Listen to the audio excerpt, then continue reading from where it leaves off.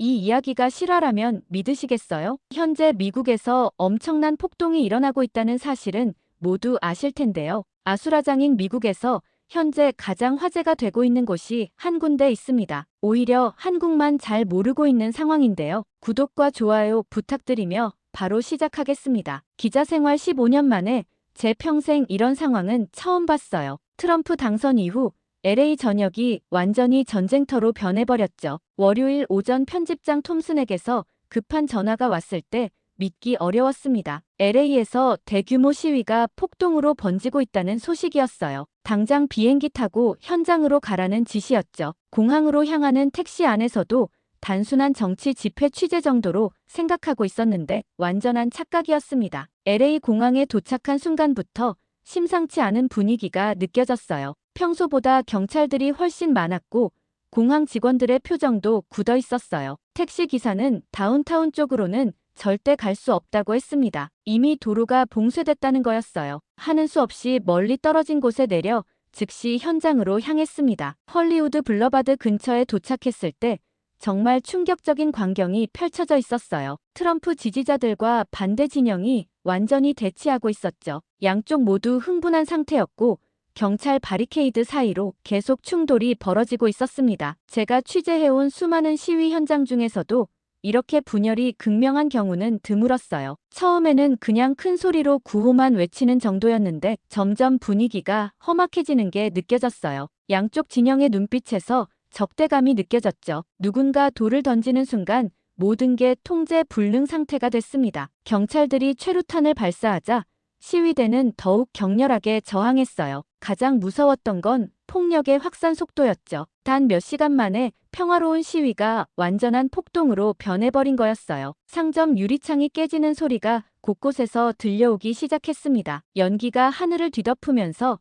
약탈도 시작됐어요. 전자제품 매장과 의류점들이 첫 번째 표적이 됐어요. 제가 목격한 바로는 평소 LA 시민들처럼 보이는 사람들도 약탈에 가담하고 있었죠. 정말 믿기 어려운 광경이었습니다. 경찰도 완전히 밀리기 시작했어요. 로드니 킹 사건 이후 가장 심각한 상황이라는 말이 나올 정도였죠. 경찰관들의 표정에서 당황스러움이 역력했습니다. 지원 병력을 요청했지만 전 지역에서 동시다발적으로 폭동이 벌어지고 있어서 제대로 된 지원이 어려운 상황이었어요. 주방위군 투입도 늦어지고 있었습니다. 정치적 부담 때문인지 주정부의 결정이 계속 미뤄지고 있었죠. 해가 저물면서 상황은 더욱 심각해졌어요. 다운타운 일대는 완전히 무법지대가 됐고 불길이 여러 곳에서 치솟고 있었어요. 구급차 사이렌 소리가 끊이지 않았습니다. 부상자들이 속출하고 있었지만 병원 접근도 쉽지 않은 상황이었어요. 응급실마저 과부하 상태라는 소식이 들려왔죠. 그날 저녁 겨우 호텔로 들어와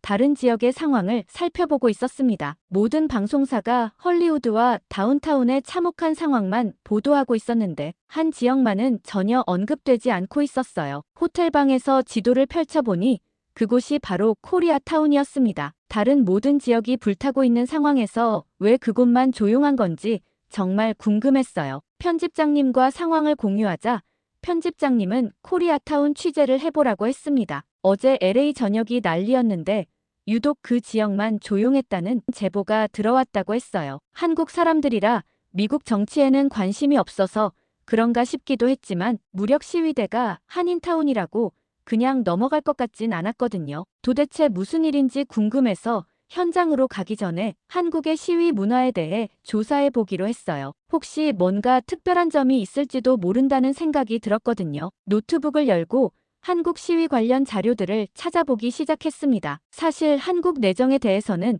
그동안 별로 관심이 없었는데 이번 기회에 제대로 알아보고 싶었어요. 가장 먼저 눈에 띈 건 얼마 전 있었던 탄핵 시위 영상이었어요. 처음에는 대충 훑어볼 생각이었는데 영상을 보는 순간 정말 놀랐습니다. 100만 명이 넘는 사람들이 광화문 광장에 모여 있는데 완전히 축제 분위기였어요. 아이들이 뛰어다니고 가족들이 도시락을 싸와서 함께 먹고 있었죠. 미국에서 이런 규모의 집회라면 반드시 폭력 사태가 벌어지는데 한국은 완전히 달랐어요. 게다가 그 많은 사람들이 모여 있는데도 밀치거나 다투는 모습이 전혀 없었습니다. 오히려 서로 양보하고 배려하는 모습들이 보였어요. 경찰과 시위대 사이에도 충돌이 없었죠. 미국의 시위 현장에서는 상상할 수 없는 광경이었습니다. 특히 노인분들과 아이들이 함께 참여하는 모습이 인상적이었어요. 그런데 알고리즘을 둘러보던 중 외국인이 직접 촬영한 영상 하나가 눈에 띄었습니다. 시위가 끝나고 나면 참가자들이 자발적으로 쓰레기를 치우고 있었어요. 100만 명이 모였다가 사라진 광장이 원래 상태보다 더 깨끗해지는 모습이 정말 놀라웠죠. 심지어 분리수거까지 제대로 하고 있었어요. 이런 시위 문화는 정말 처음 봤습니다. 믿기지 않아 다른 한국 시위들도 찾아봤는데 모두 비슷한 패턴이었어요. 평화롭고 질서정연하며 축제 같은 분위기였습니다. 폭력이나 파괴 행위는 전혀 찾아볼 수 없었어요. 심지어 시위 중에도 길거리 공연이나 플래시몹 같은 문화 행사들이 벌어지고 있었죠. 한국인들에게는 시위가 단순한 정치적 표현이 아니라 하나의 문화 행사인 것 같았어요. 이런 자료들을 보면서 정말 궁금해졌어요. 같은 정치적 불만을 표출하는 시위인데 왜 이렇게 다를까 하는 생각이 들었죠. 미국에서는 시위라고 하면 의례 폭력과 충돌을 연상하게 되는데 한국은 완전히 달랐습니다. 교육의 차이인지 문화의 차이인지 정말 신기하더라고요. 자료 조사를 마치고 코리아타운으로 향하는 길에 어제 참혹했던 광경들이 다시 떠올랐어요. 베니스 블러바드를 지나면서 보니 상점들의 유리창이 박살나 있었고 거리에는 아직도 깨진 유리와 쓰레기들이 널려 있었어요. 경찰 테이프가 곳곳에 쳐져 있었죠. 불탄 자동차들도 여러 대 보였어요. 하지만 웨스턴 애비뉴에 접어드는 순간 완전히 다른 세상이었습니다. 거리가 깨끗했어요. 상점들도 평소와 다름없이 문을 열고 장사를 하고 있었어요. 한국 마켓 앞에서는 할머니들이 여유롭게 장을 보고 있었고 아이들이 뛰어다니고 있었죠. 정말 믿기 어려운 광경이었어요. 불과 몇 킬로미터 떨어진 곳에서는 폭동이 벌어졌는데 이곳만은 마치 아무 일도 없었던 것처럼 평화로웠어요. 코리아타운을 더 자세히 살펴보려고 차에서 내렸을 때 올림픽 블러바드와 베니스 블러바드가 만나는 지점에서 뭔가 이상한 광경을 목격했어요. 중무장한 민간인들이 검문소를 운영하고 있었거든요. 처음에는 경찰이나 주방위군인 줄 알았는데 자세히 보니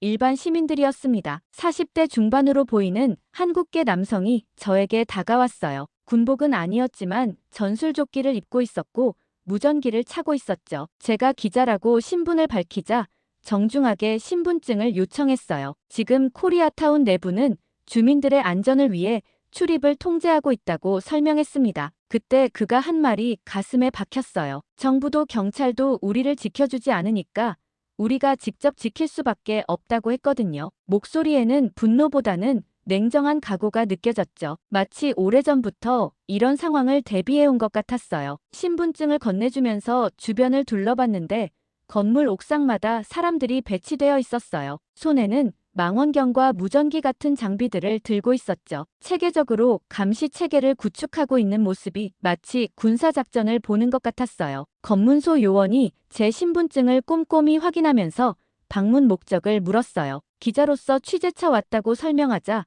얼마나 머물 예정인지 어느 매체 소속인지까지 상세히 확인했죠. 하지만 전혀 위압적이지 않고 정중하게 진행됐어요. 마치 공항 보안 검색대에서 검색받는 느낌이었습니다. 바로 그때 놀라운 일이 벌어졌어요. 70대로 보이는 한국인 할머니가 커다란 보온 도시락을 들고 검문소로 다가왔거든요. 뚜껑을 열자 김밥과 계란말이 떡볶이까지 정성스럽게 준비된 음식들이 들어있었어요. 할머니는 검문소 직원들에게 수고한다며 음식을 나눠주기 시작했습니다. 그 할머니의 모습에 검문소 직원들은 진심으로 고마워하면서 할머니께 깍듯이 인사를 했어요. 할머니도 이 젊은 사람들이 우리를 지켜준다며 고생이 많다고 하더라고요. 이런 장면을 미국에서 본다는 게 정말 신기했습니다. 모두들 자신들을 보호해주는 검문소 직원들을 진심으로 응원하고 있었어요. 검문 절차가 끝나고 안쪽으로 들어가려는데 또 다른 차량이 검문소에 도착했어요. 젊은 백인 남성이 운전하고 있었는데 검문소 직원이 차를 세우고 신분 확인을 요청했어요. 그 남성은 처음에 당황하더니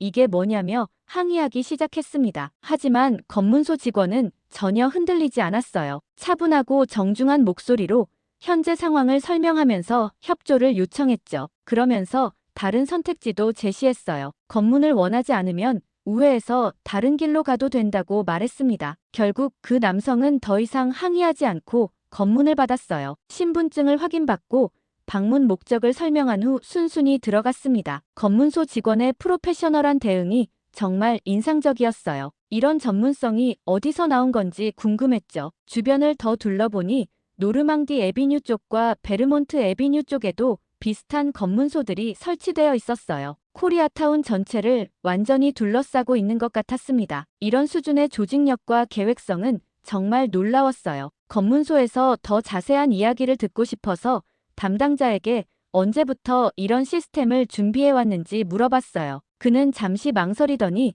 몇 년 전부터 준비해왔다고 대답했어요. 1992년 LA 폭동 이후 언젠가는 이런 일이 다시 벌어질 거라고 예상하고 있었다는 거였죠. 더 구체적으로 설명해달라고 부탁하자 그의 표정이 진지해졌어요. 92년 폭동 때 한인 상점들이 무차별적으로 공격받았던 기억이 너무나 생생하다고 했어요. 그때는 정말 무력했다고, 경찰도 소방서도 아무도 도와주지 않았다면서 목소리가 떨렸습니다. 그래서 몇 년 전부터 커뮤니티 차원에서 자체 방어 시스템을 구축하기 시작했다고 했어요. 처음에는 단순한 순찰조 정도였는데 점점 체계가 갖춰졌다는 거였죠. 퇴역 군인들과 경찰 출신들이 합류하면서 전문성도 높아졌다고 설명했습니다. 좀 더 자세한 이야기를 들으려는데 갑자기 그의 무전기에서 급한 목소리가 들려왔어요. 서쪽 진입로에서 수상한 차량들이 접근하고 있다는 내용이었죠. 검문소 담당자의 표정이 순간 굳어졌어요. 즉시 다른 팀원들과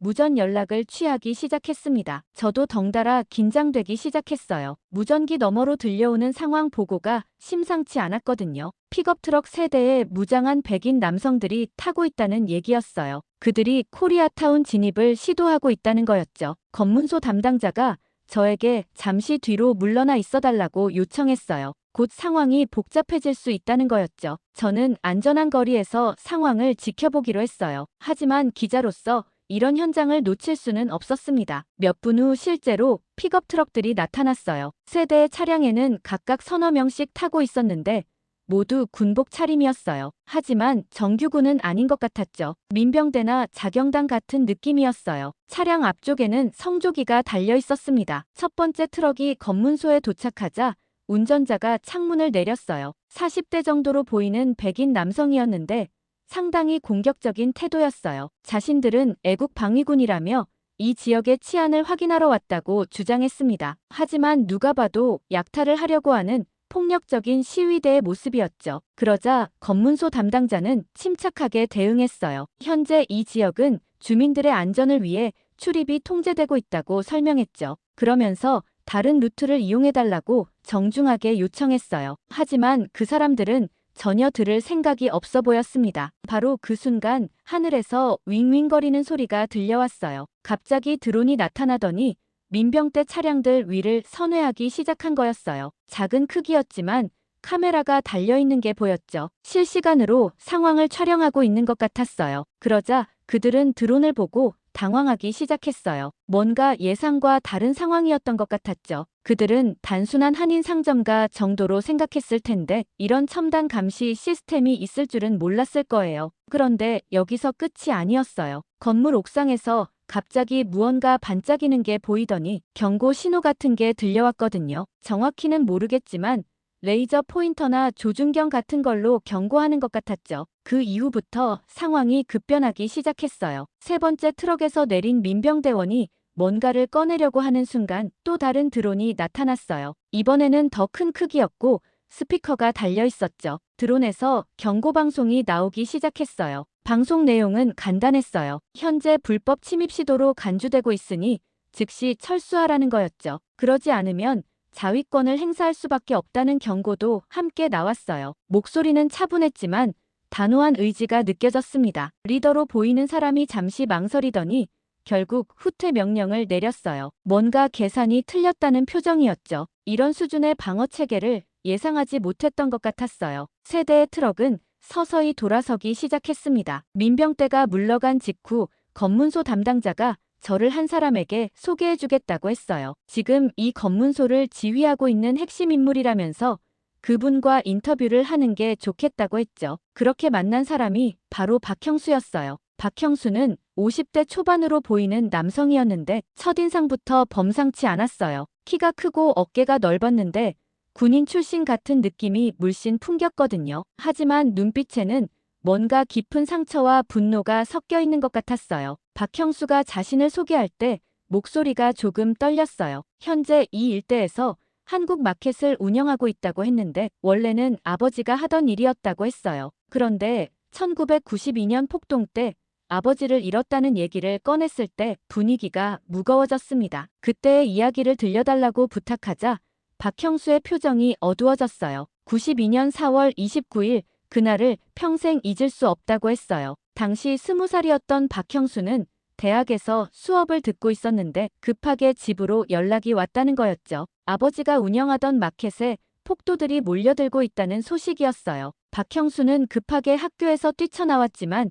이미 늦었다고 했어요. 마켓은 완전히 불타고 있었고 아버지는 그 안에 갇혀 있었다는 거였죠. 소방서에 신고했지만 아무도 오지 않았다고 박형수가 말했어요. 경찰도 마찬가지였다면서 목소리가 격양됐어요. 결국 아버지는 그렇게 세상을 떠났고 마켓도 완전히 잿더미가 됐다는 거였죠. 그때 박형수는 다짐했다고 했어요. 다시는 이런 일이 벌어지지 않도록 하겠다는 각오였어요. 박형수는 그 후 한국으로 가서 해병대에 입대했다고 했어요. 미국 시민권자였지만 굳이 한국 군대에 간 이유가 있었다는 거였죠. 제대로 된 군사훈련을 받고 싶었다는 거였어요. 해병대에서 3년간 복무하면서 정말 많은 걸 배웠다고 박형수가 말했어요. 전술부터 무기 다루는 법과 그리고 무엇보다 조직을 이끄는 리더십까지 모든 걸 익혔다는 거였죠. 제대 후에도 예비군 훈련을 꾸준히 받으면서 실력을 유지했다고 했어요. 미국으로 돌아온 박형수는 아버지의 마켓을 다시 시작했어요. 하지만 단순히 장사만 한 게 아니었어요. 틈틈이 주변 한인들과 네트워크를 구축하기 시작했다는 거였죠. 언젠가 92년 같은 일이 다시 벌어질 것에 대비해서 말이에요. 처음에는 사람들이 박형수를 이상하게 봤다고 했어요. 너무 과도한 준비 아니냐는 반응이었다는 거였죠. 하지만 박형수는 포기하지 않았어요. 조금씩 사람들을 설득해가면서 자체 방어 조직을 만들어갔다고 했어요. 그런데 가장 큰 전환점은 몇 년 전이었다고 박형수가 말했어요. 트럼프 정권 들어서면서 사회 분위기가 험악해지기 시작했다는 거였죠. 아시아계에 대한 혐오 범죄도 늘어나고 있었고 언젠가는 대규모 충돌이 벌어질 거라는 예감이 들었다고 했어요. 그때부터 본격적으로 준비에 들어갔다고 박형수가 설명했어요. 퇴역 군인들을 모으기 시작했고 각종 장비들도 하나씩 갖춰나갔다는 거였죠. 드론부터 감시 카메라,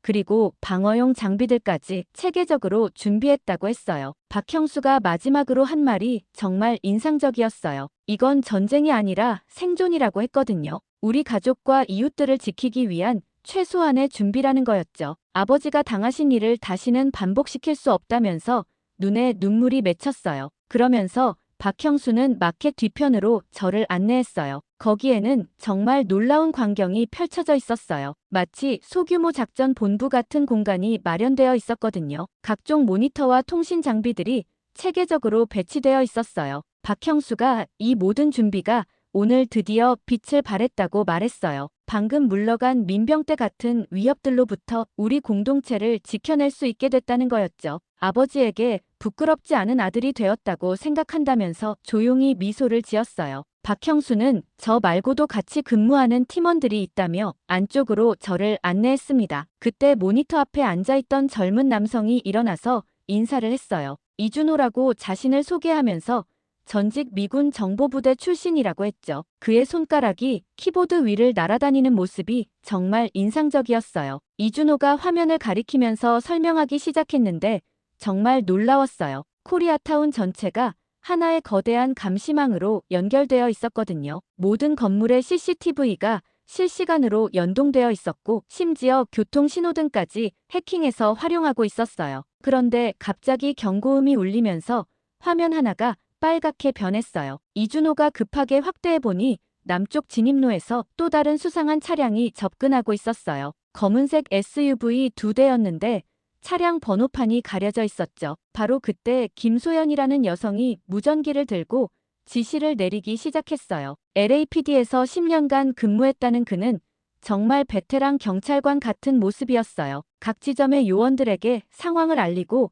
대응 준비를 지시했죠. 김소연의 태블릿을 봤더니 코리아타운을 둘러싼 모든 도로를 색깔별로 분류해놨더라고요. 빨간색은 최고 위험 지역이고 노란색은 주의 지역 그리고 초록색은 안전 지역으로 나눠서 실시간으로 관리하고 있었어요. 이 사람들이 자발적으로 구축한 시스템치고는 굉장히 체계적이고 전문적이더라고요. 그렇게 김소연과 대화를 나누고 있는 와중 이준호가 갑자기 소리쳤어요. 온라인에서 코리아타운 공격 계획을 발견했다고 했습니다. 극우 사이트 모니터링 중에 발견한 정보라고 했는데 오늘 밤 자정에 대규모 공격을 감행할 예정이라는 내용이었어요. 물론 허위 정보일 수 있지만 작은 것 하나도 함부로 놓칠 수 없다며 박형수가 즉시 비상대책회의를 소집했어요. 작전본부의 핵심 인력들이 모였는데 각자의 전문성이 정말 놀라웠어요. 이준호는 사이버 감시와 드론 운용을, 김소연은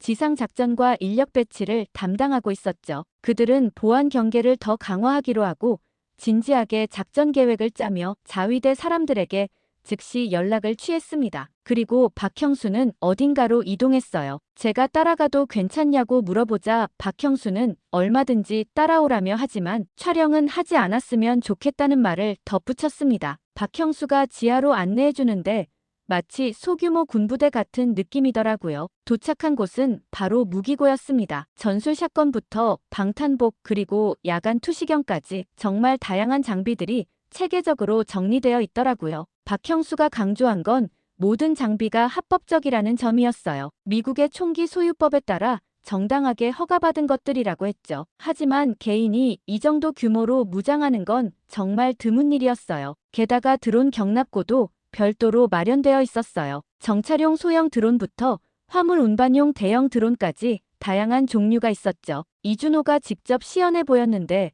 컨트롤러 하나로 여러 대를 동시에 조종할 수 있더라고요. 실력이 굉장했습니다. 그런데 제가 일반 상점들은 보안 체계가 없을 텐데 방어선이 뚫리면 모두 속수무책인 거냐고 물었습니다. 그러자 김소연은 겉으로는 일반 상점처럼 보이지만 실제로는 방탄벽이 설치되어 있다고 얘기했습니다. 최근 안전점검까지 모두 마쳤다고 하더라고요. 게다가 주요 교차로마다 설치된 차량 차단 시설들도 평소에는 보이지 않게 숨겨져 있으니 걱정할 필요가 없다고 했어요. 사실 이 평범한 한국인들이 과연 무장갱단을 막아낼 수 있을지 조금 걱정이 되기도 했어요. 이들은 단지 무장 조직이나 단체가 아니라 가족과 이웃을 지키기 위해 자발적으로 모인 사람들일 뿐이었거든요. 자정의 테러에 앞서 그들은 몹시 진지했습니다. 작전회의에 따라 그때부터 저녁 8시부터 박형수가 코리아타운 전체에 비상령을 발령했어요. 모든 상점과 가정집에 긴급 문자가 발송됐는데 자정부터 새벽 5시까지 절대 외출 금지라는 내용이었죠. 김소연이 직접 각 건물을 돌면서 주민들에게 상황을 설명하고 안전수칙을 전달했어요. 게다가 건물별 비상 연락망이 활성화됐습니다. 각 아파트와 상가 건물마다 책임자를 지정해서 주민들의 안전을 확인하는 시스템이었거든요. 모든 사람들이 실내에 머물고 있다는 확인이 들어올 때까지 작전을 시작할 수 없었어요. 특히 어린이와 노인들이 있는 가정에는 특별 보호 조치가 내려졌죠. 박형수가 직접 선별한 경험 많은 요원들이 각 건물의 지하나 가장 안전한 공간에서 대기하면서 혹시 모를 상황에 대비했어요. 민간인 보호가 최우선이라고 계속 강조했거든요. 자정이 가까워지자 작전 본부에서 커피 냄새가 진동했어요. 모든 사람들이 잠을 포기한 채 모니터를 바라보고 있었거든요. 이준호가 갑자기 의자에서 벌떡 일어나더니 박형수를 불렀죠. 온라인 채팅방에서 공격 개시 신호가 떨어졌다는 거였어요. 김소연이 마지막으로 민간인 대피 상황을 점검했습니다. 모든 건물에서 안전 확인 신호가 들어왔고 주민들이 지정된 대피소에 머물고 있다는 보고였어요. 그제서야 김소연이 무전기를 잡으면서 목소리가 한 톤 낮아졌거든요. 박형수와 함께 옥상으로 이동했는데 올라가자마자 소름이 돋더라고요. 코리아타운이 한눈에 내려다 보이는 그곳에서 여러 명의 사람들이 망원경과 야간 투시경을 들고 사방을 감시하고 있었거든요. 평소 활기찬 거리는 완전히 적막해져 있었어요. 옥상 구석에 있던 대형 드론들이 윙윙거리며 이륙 준비를 하고 있었어요. 평소에 봤던 장난감 같은 드론들과는 완전히 달랐죠. 이준호가 조종관을 잡으면서 저에게 속삭였어요. 주민들이 모두 안전한 곳에 있으니 이제 진짜 게임이 시작된다고 말이에요. 자정 종소리가 울리자마자 이준호의 모니터에 빨간 점들이 동시에 나타났습니다. 세 방향에서 무장 집단들이 움직이기 시작한 거였어요. 북쪽에서는 픽업 트럭들과 서쪽에서는 걸어오는 사람들, 남쪽에서는 오토바이 소리가 들리기 시작했거든요. 김소연이 작전 코드를 외쳤어요. 갑자기 코리아타운 곳곳에서 기계음이 들리더니 평소에는 보이지 않던 차단 시설들이 도로에서 솟아오르기 시작했습니다. 하지만 주거지역으로 통하는 길목들은 더욱 두터운 방어막으로 차단됐죠. 첫 번째 드론이 하늘로 올라가더니 강력한 서치라이트를 켰어요. 그러자 갑자기 밤이 낮처럼 밝아지면서 북쪽에서 접근하던 픽업 트럭들이 그대로 노출되었습니다. 트럭 안에 사람들이 당황해서 손으로 눈을 가리더라고요. 박형수가 옥상에서 상황을 지켜보면서 중얼거렸어요. 아직 총은 쏘지 않는다고, 주민들이 있는 쪽으로는 절대 전투가 확산되면 안 된다고 말이죠. 그 말을 하는 그의 얼굴에 깊은 책임감이 스쳐 지나갔어요. 드디어 북쪽 검문소에서 첫 번째 충돌이 벌어졌습니다. 픽업 트럭들이 차단막을 뚫고 들어오려고 했는데 김소연이 미리 준비해둔 함정이 작동했거든요. 도로에 깔린 스파이크가 튀어나오면서 트럭 타이어들이 연달아 터지는 소리가 들렸어요. 이준호가 드론을 조종해서 최루탄을 투하하기 시작했어요. 하얀 연기가 피어오르면서 침입자들이 기침을 하며 비틀거리는 모습이 적외선 카메라에 잡혔거든요. 주거지역에서 멀리 떨어진 곳에서만 사용해서 민간인 피해는 없었죠. 서쪽에서는 더 치밀한 공격이 이루어지고 있었어요. 도보로 침입하는 사람들이 건물 그림자를 이용해서 조심스럽게 접근하고 있었거든요. 하지만 이준호의 감시망은 이미 그들의 모든 움직임을 추적하고 있었어요. 드론에 달린 대형 스크린으로 침입자들의 얼굴을 실시간 중계하기 시작했습니다. 모든 게 녹화되고 있고 신원이 파악되고 있다는 무언의 압박이었죠. 이게 증거로 남아 신원이 조회되면 별 수 없이 감옥행이라는 걸 누구보다 잘 아는 모양이었습니다. 하는 수 없이 침입자들이 하나둘 철수하기 시작했습니다. 예상했던 쉬운 타겟이 아니라는 걸 깨달은 모양이었죠. 작전이 끝나고 박형수가 각 건물에 안전해제 신호를 보냈어요. 주민들이 모두 무사하다는 확인을 받고 나서야 깊은 한숨을 쉬었습니다. 새벽 5시에 작전이 끝나고 잠깐 눈을 붙였는데 박형수가 급하게 저를 깨웠어요. 거실 TV에서 나오는 뉴스를 보는 순간 어젯밤 사이에 LA가 완전히 다른 도시가 되어 있다는 걸 깨달았거든요. 베벌리 힐스의 로데오 드라이브에서 시작된 약탈이 할리우드까지 번져 있었어요. 평소에 관광객들로 북적이던 차이니즈 시어터 앞이 무법지대가 되어 있었고 유명한 명예의 거리도 온통 쓰레기와 파손된 물건들로 뒤덮여 있었죠. 심지어 경찰은 웨스트사이드와 다운타운 일부를 아예 포기했다고 했어요. 경찰력으로는 더 이상 통제가 불가능하다고 판단한 거죠. 박형수가 드론을 띄워서 주변을 정찰해보니 코리아타운에서 불과 3블록 떨어진 미들셔 지역이 완전히 다른 세상이었어요. 부서진 상점들 사이로 연기가 피어오르고 있었는데 경찰차는 한 대도 보이지 않았거든요. 그런데 이상하게도 코리아타운만은 평온했어요. 어젯밤 침입자들을 막아낸 이후로 오히려 더 안전해진 느낌이었죠. 박형수가 말하길 성공적인 방어가 입소문을 타면서 다른 무장 집단들도 함부로 접근하지 못하고 있다는 거였어요. 그날 점심때쯤 LA 시장이 기자회견을 열었어요. 코리아타운을 포함한 몇몇 지역이 자체 방어에 성공하고 있다고 발표했는데 사실상시 정부가 더 이상 도움을 줄 수 없다는 고백이나 다름없었거든요. 게다가 주방위군 투입도 계속 지연되고 있었어요. 워싱턴에서는 정치적인 이유로 군대 투입을 망설이고 있었고 그 사이에 LA는 점점 더 무너져 내리고 있었죠. 무엇보다 가장 큰 문제는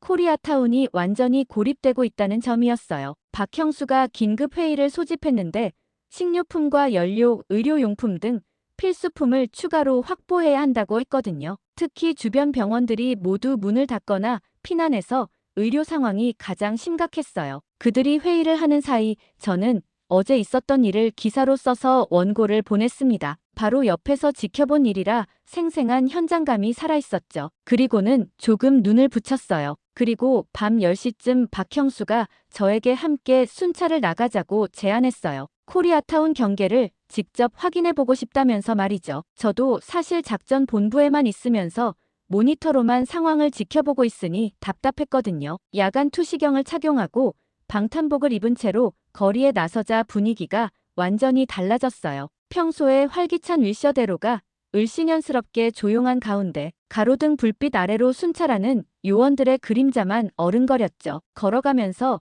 박형수가 무전기를 통해 들려주는 소식들을 듣고 있는데 점점 더 심각해지고 있었어요. 미국 전역에서 갱단들이 활보하고 있다는 뉴스가 계속 나오고 있었는데 시카고에서는 정치 극단주의자들이 정부 건물까지 점거했다는 속보도 있었거든요. 박형수가 특히 우려하는 건 약탈자들의 활동이 조직화되고 있다는 점이었어요. 단순한 기회주의적 범죄를 넘어서서 계획적으로 움직이는 집단들이 늘어나고 있었거든요. 그래서 코리아타운도 언제까지 안전할지 모른다고 걱정하고 있었죠. 북쪽 경계를 순찰하던 중에 갑자기 박형수가 발걸음을 멈췄어요. 어둠 속에서 뭔가 움직이는 게 보인다면서 야간 투시경을 조정하더라고요. 처음에는 그냥 바람에 날리는 쓰레기인 줄 알았는데 자세히 보니 사람이 비틀거리며 걸어오고 있었어요. 그런데 그 사람 상태가 심상치 않았습니다. 한 여성이 피를 흘리며 간신히 걸어오고 있었는데 옷은 찢어져 있고 가방이나 소지품은 하나도 없는 상태였거든요. 박형수가 조심스럽게 접근해서 안전하다고 말해도 여성은 계속 뒤를 돌아보며 무서워했어요. 여성이 힘겹게 들려준 이야기는 정말 끔찍했어요. 다운타운에서 벌어진 정치 시위가 갑자기 폭동으로 변하면서 그 혼란 틈에 괴한들이 나타나 지갑과 핸드폰, 심지어 신발까지 모든 걸 뺏어갔다는 거예요. 더 충격적인 건 경찰에게 도움을 요청했지만 자신들의 안전이 우선이라며 외면당했다는 사실이었죠. 결국 여성은 혼자서 몇 시간을 걸어서 코리아타운의 불빛을 보고 찾아온 거였어요. 박형수가 즉시 여성을 업으면서 상처가 깊어서 빨리 치료를 받아야 한다고 판단했거든요. 무전기로 임시보호소에 연락해서 의료진을 준비시키는 그의 모습에서 경험이 느껴졌어요. 임시보호소는 교회 지하에 마련되어 있었는데 한인 의사 두 분이 자원해서 24시간 대기하고 있었어요. 박형수가 여성을 안고 뛰어들어가자마자 의사 선생님이 즉시 응급처치에 들어갔죠. 다행히 상처는 생각보다 심하지 않았어요. 깊은 찰과상과 탈수 증상이 주된 문제였는데 의사 선생님이 수액을 놓고 상처를 소독하면서 안정을 취하라고 했어요. 그 여성이 조금 진정되고 나서야 더 자세한 상황을 들을 수 있었죠. 그 여성의 이름은 사라였고 다운타운 시위 현장이 완전히 무정부 상태였다는 겁니다. 좌파와 우파 시위대가 충돌하면서 일반 시민들이 끼어서 피해를 보고 있었는데 특히 무서웠던 건 시위대들이 서로를 적으로 규정하고 정치적 성향과 상관없이 지나가던 사람들까지 무차별 공격하고 있었다는 거예요. 박형수가 깊은 한숨을 쉬면서 중얼거렸어요. 이제 LA뿐만 아니라 미국 전체가 위험해지고 있다고, 정치적 양극화가 폭력으로 이어지고 있다면서 말이죠. 코리아타운도 언제까지 이런 혼란에서 벗어나 있을 수 있을지 모르겠다는 걱정이 그의 얼굴에 어려 있었어요. 의사 선생님이 사라의 상태가 안정됐다고 하면서 며칠간 보호소에서 쉬어야 한다고 했습니다. 그러자 박형수가 다른 피해자들도 있는지 확인해 보겠다면서 추가 순찰을 나가자고 제안했어요. 코리아타운으로 돌아오는 길에 박형수가 조용히 말했죠. 오늘 구조한 사라는 빙산의 일각일 뿐이라고, 앞으로 더 많은 피해자들이 도움을 요청할지도 모른다고 염려하더라고요. 하지만 도움이 필요한 사람들이라면 힘 닿는 데까지 돕고 싶다고 얘기했습니다. 그 말을 들으니 앞으로 더 많은 책임이 주어질 거라는 생각에 어깨가 무거워졌죠. 박형수가 마지막으로 한 말이 특히 인상 깊었어요. 우리가 지키는 건 단순히 코리아타운이 아니라 인간다움 자체라고 하면서 혼란 속에서도 서로 도우며 살아가는 것이 진짜 승리라고 말했거든요. 다음 날 아침에 보호소를 다시 찾았을 때 어젯밤에 구조한 사라의 모습이 많이 달라져 있었어요. 의사 선생님의 정성스러운 치료 덕분에 상처도 많이 나아졌고 무엇보다 표정이 한결 편안해 보였습니다. 사라의 곁에는 한인 아주머니 몇 분이 앉아서 따뜻한 죽을 먹여주고 있었어요. 박형수가 말하길 이런 게 진짜 코리아타운의 힘이라고 하더라고요. 의료소에서 일하는 한국인 의사 이승호 선생님과 간호사 정미영 선생님의 실력이 정말 대단했어요. 어제 사라의 깊은 열상을 봉합하는 과정을 지켜봤는데 마치 성형외과 수술을 보는 것 같았거든요. 흉터가 거의 남지 않도록 세심하게 처치하는 모습에 감탄했어요. 이승호 선생님이 설명해주길 한국의 의료기술은 세계 최고 수준이라고 하더라고요. 특히 응급처치와 외상치료 분야에서는 다른 나라를 앞서고 있다면서 자랑스러워했어요. 실제로 사라의 상처가 하루 만에 눈에 띄게 좋아지는 걸 보니 정말 실력이 대단한 것 같았어요. 사실 무엇보다 놀라웠던 건 한인타운의 사람들이었습니다. 한인 주민들이 돌아가면서 사라를 위해 음식을 만들어 오고 옷가지를 가져다 주고 있었는데 누가 시킨 것도 아닌데 자발적으로 움직이고 있었거든요. 이런 모습을 보니 코리아타운은 단순히 한두 사람이 지키고 있는 요새가 아니라는 걸 알았습니다. 그런데 이승호 선생님이 사라에게 발라주는 연고가 좀 이상했어요. 냄새가 독특했거든요. 이승호 선생님은 한국 전통 약재로 만든 연고라고 하시며 한의사셨던 아버지께 배웠다고 했어요. 미국 병원에서는 볼 수 없는 치료법이라면서 염증을 빠르게 가라앉히는 효과가 있다고 설명했죠. 실제로 어제와 비교하면 사라의 상처 주변 붓기가 눈에 띄게 줄어들고 있었어요. 사라는 어제 무장갱단에게 당할 때만 해도 꼼짝없이 죽는 줄 알았다고 했어요. 하지만 운 좋게 한인타운에 도착해 한국 사람들의 따뜻함이 자신에게 새로운 희망을 줬다는 거예요. 의료진의 실력뿐만 아니라 인종이 달라도 서로를 가족처럼 대해주는 모습에 감동받았다면서 회복되면 자신도 다른 사람들을 돕고 싶다고 하더라고요. 저는 바로 이런 모습들을 기사로 써야겠다고 생각했어요. 사람들이 코리아타운을 무장한 요새로만 알고 있는데 사실은 깊은 인간애와 뛰어난 의료기술로 뭉친 공동체라는 걸 알려주고 싶었거든요. 박형수가 흔쾌히 취재를 허락해주면서 진실을 써달라고 부탁했어요. 저녁에 컴퓨터실에서 또다시 기사를 작성하기 시작했어요. 오늘 목격한 모든 것들을 담았어요. 특히 한국 의료진의 뛰어난 실력과 정성스러운 돌봄에 초점을 맞춰서 썼죠. 기사에서는 사라의 이야기를 중심으로 풀어나갔어요. 폭동으로 모든 걸 잃고 절망에 빠진 한 여성이 한인타운에서 다시 희망을 찾아가는 과정을 자세히 묘사했거든요. 기사를 보낸 지 이틀 만에 편집장으로부터 연락이 왔어요. 아무래도 통신이 불안정해서 이제서야 두 기사를 모두 확인했고 내외부 반응이 모두 좋아서 후속 기사를 써달라는 요청이었습니다. 특히 코리아타운을 지키는 한인 청년들의 이야기를 더 자세히 들려달라는 지시였어요. 저는 그쪽으로 방향을 트는 것도 좋다고 생각하며 김소연에게 청년들을 소개시켜 줄 수 있겠냐고 물었습니다. 그리고 저는 박준호와 이재민을 만나게 되었어요. 먼저 도착한 박준호라는 이름의 그는 겉보기에는 평범한 대학생 같았거든요. 키도 그리 크지 않고 말도 조용조용했는데 가장 믿을 만한 요원 중 하나라고 하더라고요. 박준호와 함께 순찰을 돌면서 이야기를 나누는데 믿을 수 없는 이야기가 있었습니다. 미국 시민권자인 그가 굳이 한국에 가서 군복무를 했더라고요. 저는 그 이유를 물어봤습니다. 그러자 그의 눈빛이 달라지면서 진지하게 대답하기 시작했어요. 자신의 뿌리를 잊지 않기 위해서라고 했는데 단순한 이유가 아니었어요. 박준호가 말하길 미국에서 태어나고 자랐지만 항상 정체성에 대한 혼란이 있었다는 거였죠. 그래서 세계 최강 수준인 한국 군대를 직접 경험해보고 싶었다고 했어요. 한국 군대 이야기를 하는 박준호의 목소리에서 자부심이 느껴졌어요. 미군과는 완전히 다른 차원의 훈련 방식이었다면서 특히 예비군 훈련의 강도가 세계에서 유례를 찾기 어려울 정도라고 했거든요. 북한과 대치하고 있는 특수한 상황 때문에 실전을 가정한 시가전 훈련부터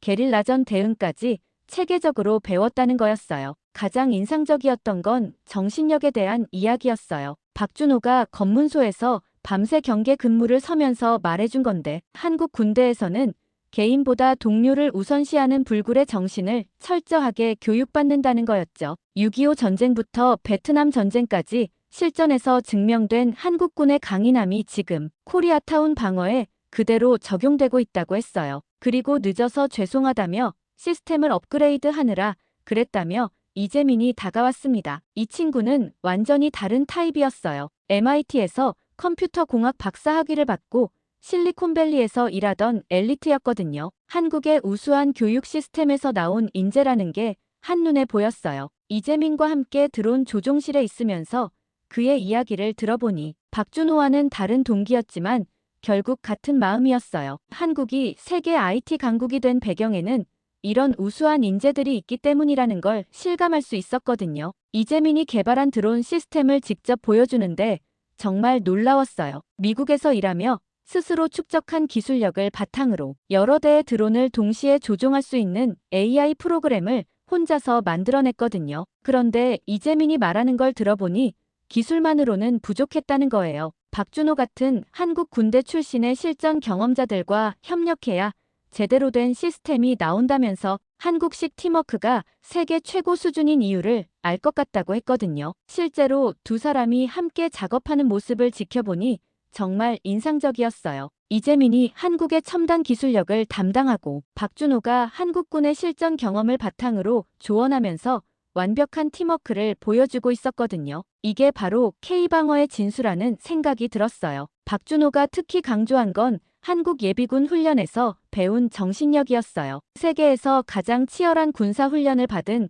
한국 남자들의 정신력은 어떤 위기 상황에서도 굴복하지 않는다면서 미군 출신들도 한국식 훈련 방식에 감탄하고 있다고 했어요. 이재민도 비슷한 얘기를 했어요. 한국의 교육열과 기술력이 세계를 놀라게 하는 이유가 바로 이런 공동체 정신 때문이라는 거였죠. 개인의 성공보다 함께 발전하는 걸 중시하는 한국 문화가 진짜 강점이라고 강조했어요. 두 사람과 함께 야간 순찰을 돌면서 더 깊은 이야기를 나눴어요. 박준호가 말하길 한국이 짧은 시간에 세계 강국이 된 배경에는 군대에서 배운 끈기와 단결력이 있다고 하더라고요. 불가능해 보이는 일도 함께 노력하면 해낼 수 있다는 한국 정신이 코리아타운을 지키고 있다는 거였어요. 이재민은 기술적인 관점에서 분석해줬어요. 한국이 반도체부터 스마트폰까지 세계 1위를 달리는 이유가 바로 이런 협력 정신 때문이라면서 개인의 능력도 중요하지만 결국은 한국식 팀워크가 승부를 결정한다고 했거든요.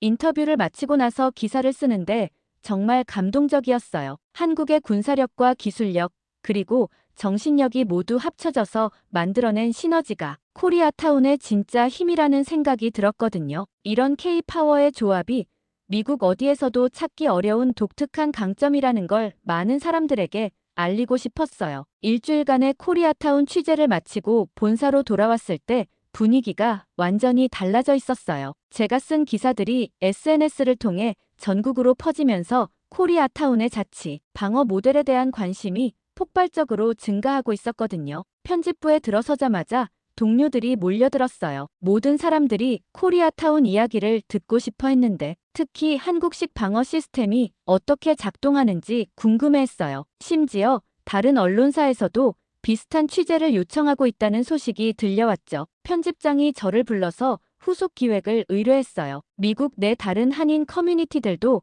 코리아타운 모델을 따라 하려고 하고 있다면서 이런 움직임을 취재해보라는 거였어요. 실제로 뉴욕과 시카고의 한인타운에서도 비슷한 조직을 만들려는 움직임이 있다고 했거든요. 그런데 편집부 회의에서 예상치 못한 반발에 부딪혔어요. 다나카라는 일본계 미국인 선배 기자가 제 기사에 대해 강하게 비판하기 시작한 거였거든요. 처음에는 단순한 의견 차이인 줄 알았는데 그의 목소리가 점점 날카로워지는 걸 보니 개인적인 감정이 개입된 것 같았어요. 다나카가 회의실 테이블을 두드리며 말했어요. 한국식 자치 방어 모델이 위험하다면서 무장한 민간인 집단위법, 집행기관을 대체하려는 시도는 민주주의에 대한 도전이라고 주장했거든요. 그의 얼굴이 빨갛게 달아오르는 걸 보니 평소보다 훨씬 감정적이었어요. 저는 차분하게 반박했어요. 코리아타운 사람들은 법을 대체하려는 게 아니라 정부가 보호해주지 못하는 상황에서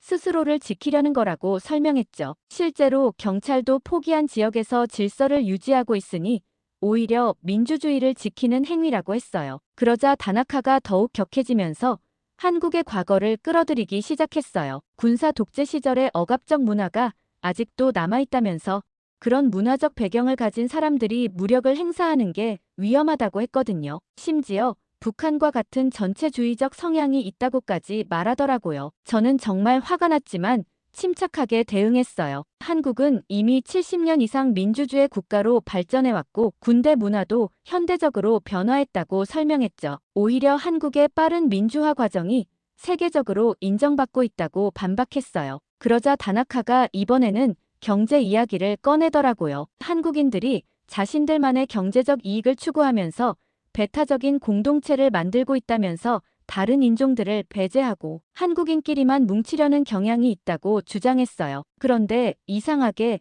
그의 눈빛에서 뭔가 개인적인 원한 같은 게 느껴졌습니다. 뭔가 기분이 묘했지만 저는 그것도 사실이 아니라고 반박했어요. 코리아타운에서 직접 본 건 한국인들이 다른 인종의 피해자들도 똑같이 도와주고 있다는 거였거든요. 사라라는 흑인 여성을 구조해서 치료해준 이야기를 자세히 설명했어요. 회의실 분위기가 점점 무거워지는 가운데 다나카가 마지막 카드를 꺼냈어요. 일본계 미국인들은 2차 대전 당시 강제 수용소 경험을 통해 평화주의를 배웠는데 한국계는 아직도 호전적이라는 주장이었죠. 일본의 평화 헌법과 비폭력 문화가 더 모범적이라고 하면서 목소리에 자부심이 섞여 있었어요. 그 순간 저는 다나카의 진짜 의도를 깨달았어요. 개인적인 편견과 민족적 우월감이 섞여 있다는 걸 알 수 있었거든요. 그래서 더욱 냉정하게 대응했어요. 일본의 평화주의가 존중받을 만하지만 그것이 한국의 자기 방어 권리를 부정하는 근거가 될 수는 없다고 말했죠. 회의실이 조용해지면서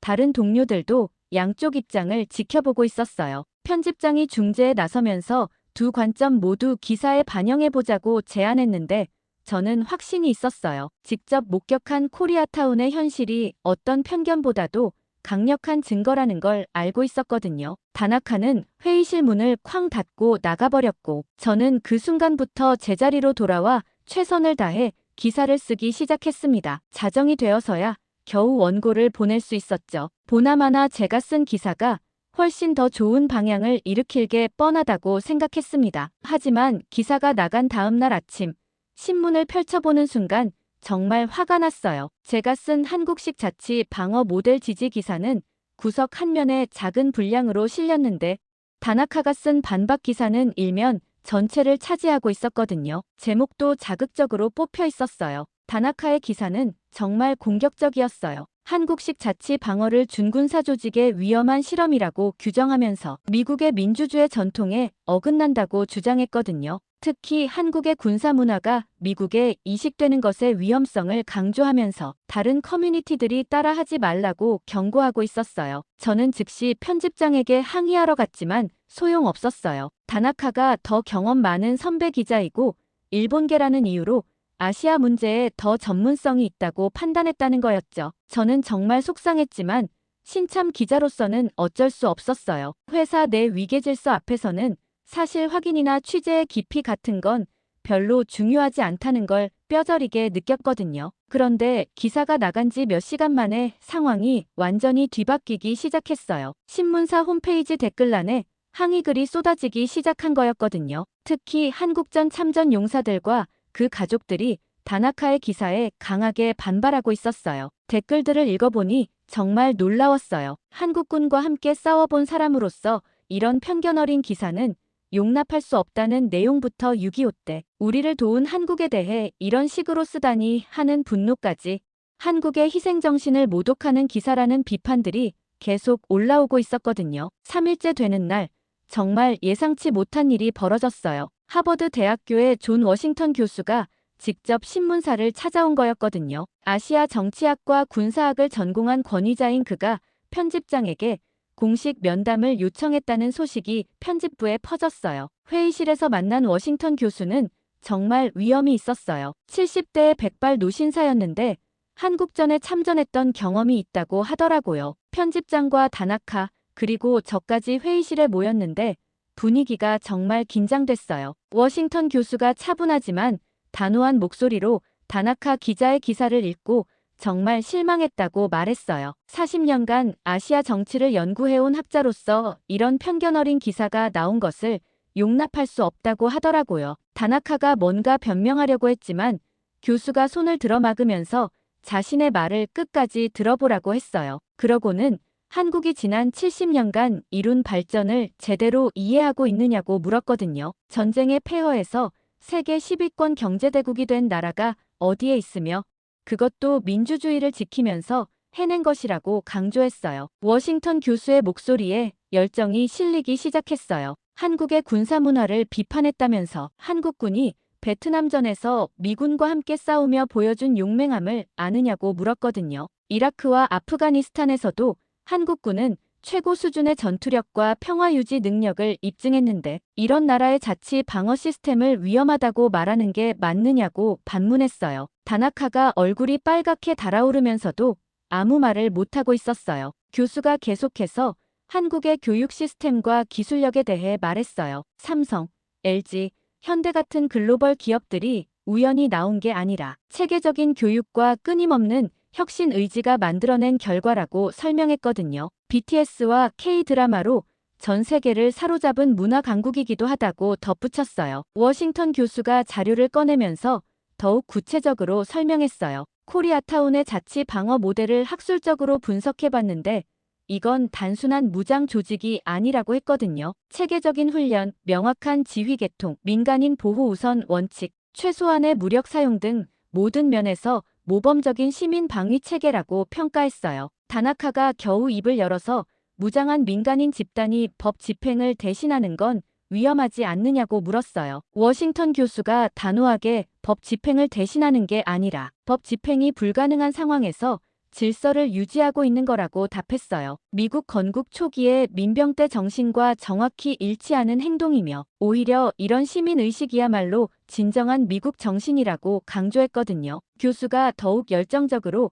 한국 사람들의 공동체 정신과 희생 정신이 세계적으로 인정받고 있다고 말했어요. 세월호 참사 때 시민들이 보여준 연대, 코로나 때의 모범적 대응 같은 것들이 우연이 아니라 강한 공동체 의식과 체계적인 교육의 결과라고 설명했거든요. 다나카가 일본 이야기를 꺼내려고 했지만 교수가 먼저 일본의 평화주의도 존중받을 만하지만 그것이 다른 나라의 자기 방어 권리를 부정하는 근거가 될 수는 없다고 말했어요. 특히 한국처럼 분단 상황에서 국방의 중요성을 체득한 나라의 경험을 폄하해서는 안 된다고 강조했거든요. 편집장이 조심스럽게 끼어들려고 했지만 워싱턴 교수가 이건 이해의 문제가 아니라 사실의 문제라고 단호하게 말했어요. 다나카 기자의 기사는 편견에 기반한 것이고 제 기사는 현장에서 직접 목격한 사실에 기반한 거라면서 어느 쪽이 더 신뢰할 만한지는 명백하다고 했거든요. 회의실이 조용해졌어요. 다나카는 완전히 기가 죽어서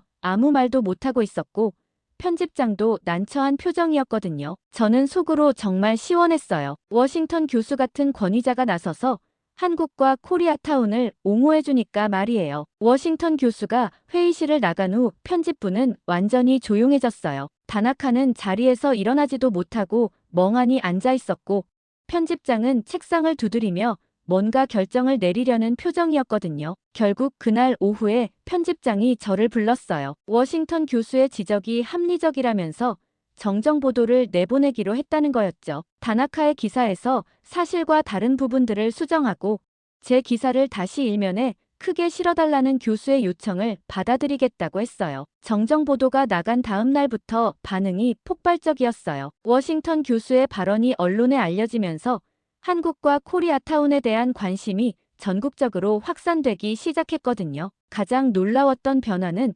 로스앤젤레스 시정에서 일어났어요. 마이클 톰슨 시장이 직접 코리아타운을 방문한다는 소식이 들려온 거였거든요. 평소에 한 번도 코리아타운에 발을 들여놓지 않았던 그가 갑자기 관심을 보이기 시작한 거예요. 톰슨 시장의 방문 당일 저도 취재차 따라갔는데 정말 흥미로운 장면들을 목격할 수 있었어요. 시장이 박형수를 만나서 자치 방어 시스템에 대해 자세히 질문하는 모습이 인상적이었거든요. 박형수가 시장에게 시스템 운영 방식을 설명하는데 톰슨 시장의 표정이 점점 진지해지는 게 보였어요. 특히 훈련된 시민들이 어떻게 질서를 유지하는지, 어떻게 폭력을 최소화하면서도 효과적인 방어를 하는지에 대해 집중해서 듣고 있었거든요. 시장이 가장 놀라워한 건 비용 효율성이었어요. 경찰력을 증강하는 것보다 훨씬 적은 비용으로 더 효과적인 치안을 유지하고 있다는 박형수의 설명에 눈이 휘둥그레지더라고요. 시 예산이 부족한 상황에서 이런 모델은 정말 매력적으로 보였을 거예요. 톰슨 시장이 검문소 운영 현장을 직접 보면서 감탄하는 모습이 기억에 남아요. 체계적인 교대 근무부터 민간인 식별 시스템까지 모든 게 군대 수준으로 정확하게 돌아가고 있었거든요. 시장이 박형수에게 이런 시스템을 다른 지역에도 적용할 수 있겠느냐고 물어보더라고요. 박형수는 신중하게 대답했어요. 기본적으로는 가능하지만 한국 사람들이 가진 특별한 문화적 배경과 군대 경험이 중요한 역할을 한다고 설명했거든요. 다른 커뮤니티에서 따라하려면 상당한 훈련과 교육이 필요할 거라고 했어요. 그런데 톰슨 시장의 반응이 정말 적극적이었어요. 한국 사람들이 다른 커뮤니티 리더들을 훈련시켜줄 수 있겠느냐고 물어보면서 시에서 예산을 지원할 의향이 있다고 했거든요. 코리아타운 모델을 LA 전체로 확산시키고 싶다는 의지를 보여줬어요. 며칠 후 시장이 시의회에서 공식 발언을 했다는 소식이 들려왔어요. 코리아타운의 자치 방어 모델을 연구해서 다른 지역에도 적용하겠다고 선언한 거였죠. 특히 한국식 커뮤니티 방어 시스템이 경찰력의 한계를 보완할 수 있는 혁신적 모델이라고 평가했어요. 시의회 회의록을 보니 정말 놀라웠어요. 톰슨 시장이 한국의 교육 시스템과 군사 문화에 대해서도 언급하면서 이런 체계적 접근법이야말로 미국이 배워야 할 점이라고 강조했거든요. 심지어 한국어 배우는 걸 고려해봐야겠다는 농담까지 했더라고요. 시의원들의 반응도 긍정적이었어요. 특히 치안 예산 삭감으로 골머리를 앓고 있던 의원들이 코리아타운 모델에 큰 관심을 보였거든요. 시민 스스로 질서를 유지하는 시스템이 정착되면 예산 절약 효과가 클 거라고 기대하고 있었어요. 가장 인상적이었던 건 톰슨 시장이 개인적으로 한국 문화를 공부하기 시작했다는 소식이었어요. 시장 보좌관이 말하길 최근에 한국 역사책을 여러 권 주문했고 한국어 개인 교습도 알아보고 있다고 하더라고요. 정치적 쇼가 아니라 진짜 관심을 가지고 있는 것 같았어요. 이런 변화를 지켜보면서 정말 신기했어요. 불과 몇 주 전만 해도 코리아타운을 무시하던 시장이 이제는 한국 모델을 LA 전체에 적용하려고 하고 있었거든요. 코리아타운의 성공이 단순한 지역 방어를 넘어서 도시 정책 전체에 새로운 방향을 제시하고 있었어요.